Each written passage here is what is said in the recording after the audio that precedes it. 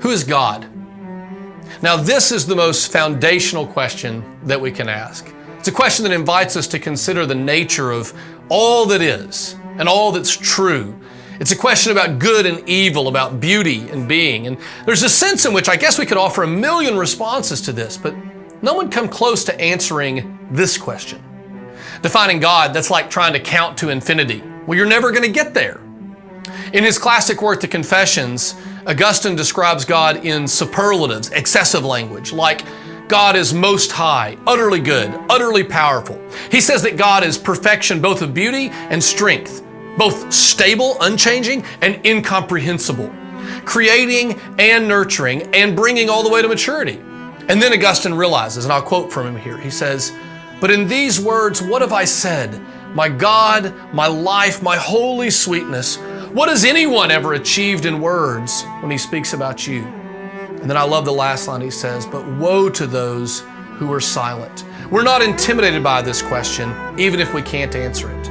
So, who is God?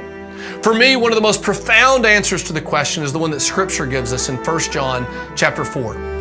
John writes and says, "God is love. He is the infinite overflowing force of desire for unity," that is oneness, "and of admiration of difference," otherness. He's the joy in another's existence and delight in existing with and alongside the other.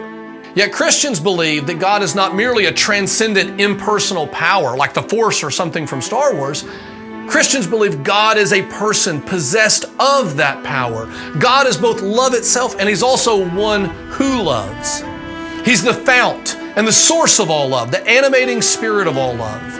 And He's the one who took on flesh in the person of Jesus because He loved us. So two things happen when we see this essential truth about who God is. First, we're delivered from some false visions of God. We're free to reject notions of God as either so distant, so holy that we could never draw near to Him, or as some vague, impersonal idea that exists only in our minds or sort of in the ether of society. If God is love and God is one who loves, well then relationship with God becomes not only a possibility, but an infinitely desirable thing.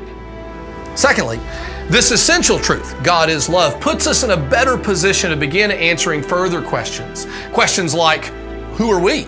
And what matters? What are our responsibilities? And to answer them in ways that preclude judgmental attitudes, hate, or pride. If God is love, then we're free to love each other and to love the world. We're free to pursue further questions about everything from science to psychology and mathematics to music as expressions of that love, the love that lies at the heart of all reality.